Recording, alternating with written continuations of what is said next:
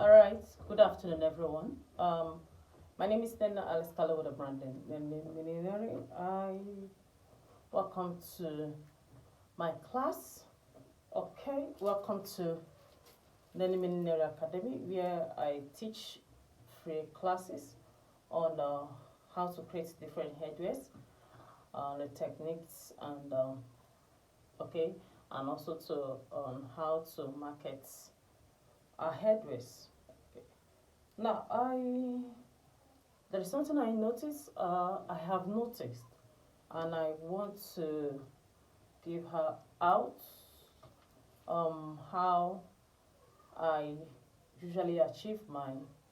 Okay, that comes out perfect. Okay. Um,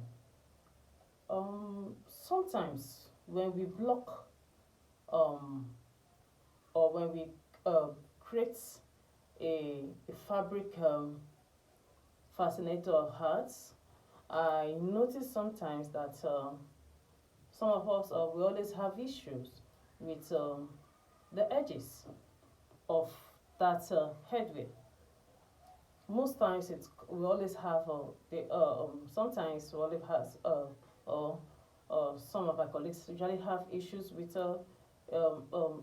it comes out rough, um, that is rough, or like it forms ruffle at the edge. You understand?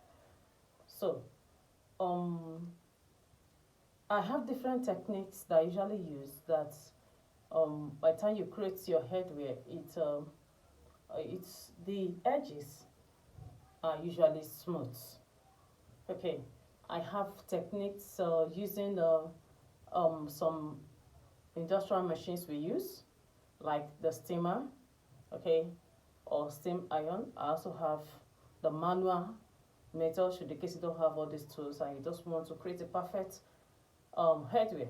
So how are you going to achieve that? I also have a technique for that, which I'm going to explain today in the class.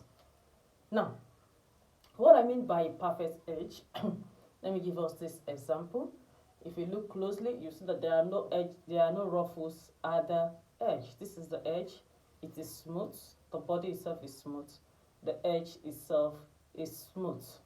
Now, I'm not talking about blocking using stiffener of the fabric on the on the molding fabric. Do you get? Now, I'm not talking about that. This is what I mean by molding fabric. Like, for example, this tsunami, okay, that is already blocked. No, we don't. I'm not talking about joining the fabric, your fabric, together with your molding fabric and blocked. No, I'm going to talk about how you can, after blocking your um, molding fabric or your blocking fabric, any this material, then you're going to add. Okay, you're going to put the your fabric on top and sew. So are you going to achieve without having ruffles at the edge, so that it will come out smooth like this blocked tsunami. So how are we going to achieve that? Number one is the use of steamer, okay, or you use your steam iron. We know how we do this. Now, we use steamer or we use any of this method I want to teach for not only when you are blocking your tsunami. Now, the purpose of all this is this, so that by the time you want to block either your stiffener, either your fabric, or this thing using, you know how we do it. We blocked first. We make sure the fabrics are,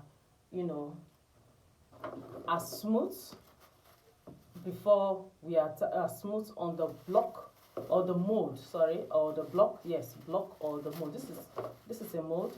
It's inside a cellophane nylon. Okay, so either you, so we make sure it's smooth first before you start applying your stiffener. Okay, now how do you do that? We know how to do that. I'm not going into that now. So my topic for today is how to achieve a very smooth edge of a fabric. Now, how are we going to do that? Now let's move to today's class. Let me put this away, all this away.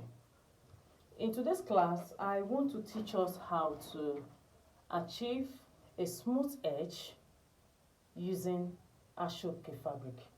We all know that Asooke fabric has is a bit tedious. Okay, it's tedious when you want to attach it to um a block of material. Okay, now we know it is this thing is very tedious. Now, how we're going to do that and get a very perfect shape without any ruffle by the side. Now I'm going to make reference to this thing, the job of a colleague. I've forgotten her name, but I saw one of an influencer, sorry, put in one of her job. Okay, I think what's that name? Worry something. Okay, she wore her this thing during Moses Bliss wedding, and I so much love the fascinator because it was achieved using Asooke. Okay, and I saw that the edges are smooth. Now, today's class, I'm going to show us how to achieve that. Okay, if you don't have steamer, I'm going to use the steam from the hot water. So this is the manual method. Okay, now see the one I did. I didn't block it. It wasn't blocked. Can you see it? I only steam it. After steaming, I pinned it to my block, dried, and it came out like this. Now, see, when you have gotten this, it's very easy for you to wear it on your blocked blocked base. Just wear it, come to the back. You can sew it. Of course, we are going to sew it at the tip so that it will not be visible. After sewing, put your lining. I usually put lining. If you don't want, fine, no problem. Then you put the bias strip, or you use a what's it called? You just cover the tip using a bias or Peter Sham ribbon. Okay. Now you see how, if you check the edge, see how the edge is very smooth. I have not sewn it. Of course, I'm going to sew, and when you sew, and you put your distance, of course, going to enter inside. Now you see, check the edges; they are very smooth, no ruffle at the edge. Okay, is that taken? So that's what I'm talking about. I checked the body as well to see that very smooth, very smooth. Now, how am I going to achieve that? Get your mold. The mold you're going to use for blocking. Okay, wrap with a cellophane nylon, or wrap whatever this thing we use for wrapping your mold. Now, I don't usually apply cream because, of course, I am not. It's only the fabric alone. I'm not using this thing. Of course, yes, we apply cream. Oh, sorry, we apply Vaseline or any oil, transparent oil, please, so that for easy removing. Of course, it's going to remove easily. So I didn't apply anything. I just tied the mold on my block with a cellophane nylon. Now, put aside. Okay. Now get your hot water in a bowl. Make sure it boils very well. Is that taken? Make sure it boils very well. Now, one thing I would advise is this: because of the class and there's no light, I would have bring my gas towards the side, my electrical distance there, plug, and while the water is boiling, then I'll do my practical. Okay, but since there is no light, sorry for that, please, I'm so sorry. So I decide to put the hot boiled water in a bowl. Now the steam is still coming out, but it will not be as when it's already on the fire itself. Is that second taken? Good. Now, what we need is the steam. This is the manual method. Of course, when we are using our steamer, what we need is the steam. If I'm using the steamer, of course, what I need is the steam. I'm only going to soften it. This same method applies to when we want to form fascinators or form hearts or form whatever you want to form using felt. I do this for even your Even tsunami, whatsoever blocking fabric we are using, this is the method that we use. I know in Nigeria, most especially, or in Africa, what we do is the cold method of stiffening. We don't use the hot method or the warm method. Okay, the hot method or the warm method is the one we use steamer first before we start blocking. Is that taken? Good. But now, let's go back to the class. So what I do is to do what? I will steam you I'm not dipping it inside the hot water. Okay? If you want to dip, but I won't advise. The topic for today is just the use of steam alone. So I will ensure that I place on this thing on the steam coming from the hot water. Okay, I steam very well. Make sure it steams very well. You know when something steams, you know how the feeling, the texture of the Asooke becomes very soft. Okay, now I steam very well. Steam, ensure that you steam very well, so that by the time you okay, all right. After steaming, the next step would take is you wrap the steam fabric on the mold.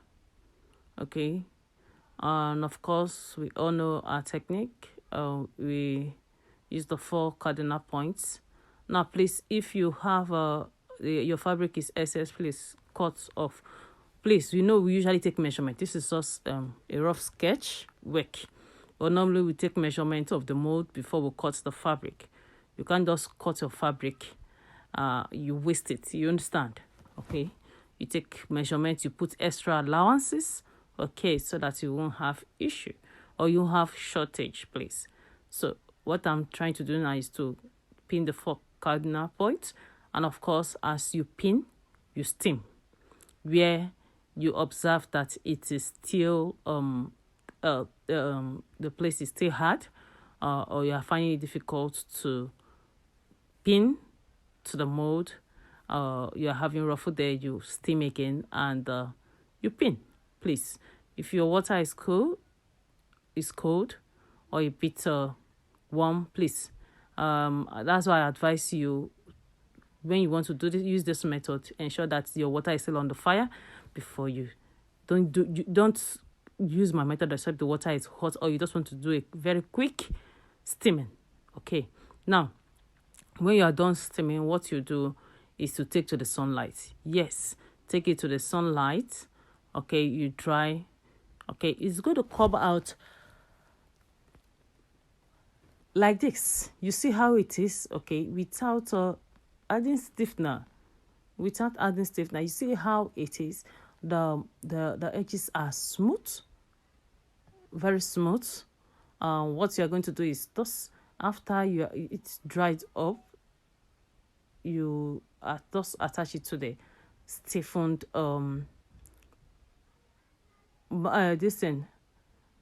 base. Is that again? So that is how to use the manual method of steaming. When you don't have steamer, if you don't have steam iron, well, you use this method so that you stop having ruffles